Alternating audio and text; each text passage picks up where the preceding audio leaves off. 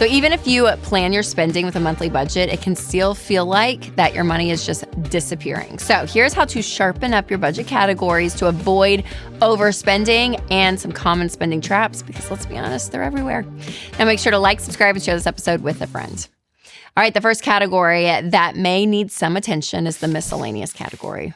I am guilty of this a lot, which is what it's for, but it's kind of the category that just everything gets tossed into, where you're like, okay, I don't really know what this is. Just throw it in. And I'll get in a bad habit sometimes of something happening, like the kids' sports, for instance. Like sometimes I'm really bad at putting just a line item for that. So I'll just dump a bunch of expenses over a month or two, where I'm like, I should have planned that as an exact category, because then it helps you plan more to be able to see exactly where your money's going. Because that miscellaneous category is kind of like a black hole of stuff that just gets put in.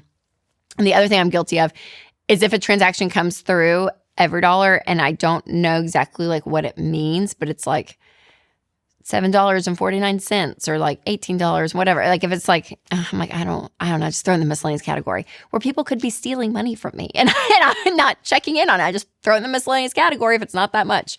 So I just need to do a better job diligently looking at it. And if there is an area of life where expenses continue to get into that category, just create its own line item. Practicing that. Next up is food. Yes, food. I mean, let's be honest, it's a non-negotiable. We have to have our food, but it does tend to be one of the largest categories in our budget, not only that we spend money on, but also that we go over. So what I do is I'm kind of specific about our food. So we've learned that, and gosh, we've been doing this for like over 10 years. So we actually have 3 categories for us in our food budget. So we have groceries, eating out, and then I have a Costco line item now, because it's usually like a good chunk of money, but I'm like, I like to see exactly like what we're getting from there, because it's usually, again, we're like stockpiling a bunch of stuff. So I'd like to see it. Now, some people go and they do like grocery pickup, eating out, delivery, like they have very specific line items. So whatever you want to do, if you want to keep it broad, that's okay. If you want to be more nuanced, that's awesome too. But that's how we do it. But I do like at least saying groceries and out to eat, because it kind of is a punch in the gut, but it's good to see of how much we spend on going out to eat. So we have to put a dollar amount, and I like having a dollar amount with that specific category because I love going out to eat. So I do like to know, hey, we have plenty of money in here. Let's go on a great date night. Let's go take the kids to Chick-fil-A and not worry about it because it's in there. So I always like to see a difference between groceries and out to eat.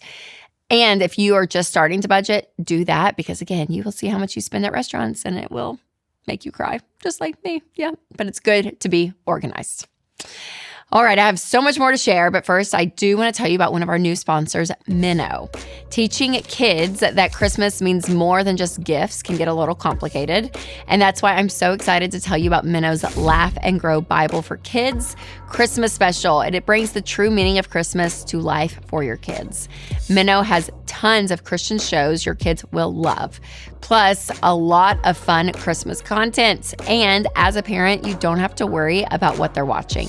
Minnow is ad-free and full of biblical truth. So start your free 7-day trial today at gominnow.com and use promo code Rachel for an additional $10 off an annual plan. That's gominnow.com, code Rachel. Now, another incredible sponsor that I want to tell you about is Delete Me. And I use Delete Me and I look at their emails every single month because, you guys, they are incredible, because there are holiday promos out there, which are great, but with every newsletter sign up and coupon code, you're giving your data away. And that personal info can easily end up with data brokers who then sell it to spammers and scammers. And that is why I recommend Delete Me.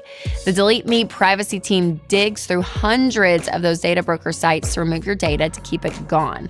Now, right now, you can get 20% off at joindeleteme.com/Rachel with code Rachel at checkout. That's joindeleteme.com/Rachel, code Rachel. All right, the next category to look at is giving.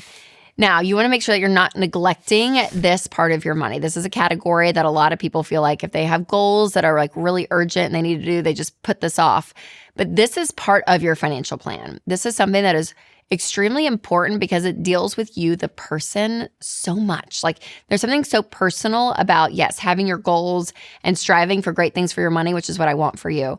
But it's something else to be said that when you actually live your life with an open hand and you're giving at some capacity, again, it may not be a lot depending on where you are, but at least something, getting in the habit, getting in the practice of it, I think is so key. Because as you start to win with money, you're going to be magnified of who you are as a person. And so making sure that humility, that generosity always is being a continual part daily, I would say, of your financial plan, just looking for opportunities to give and to serve.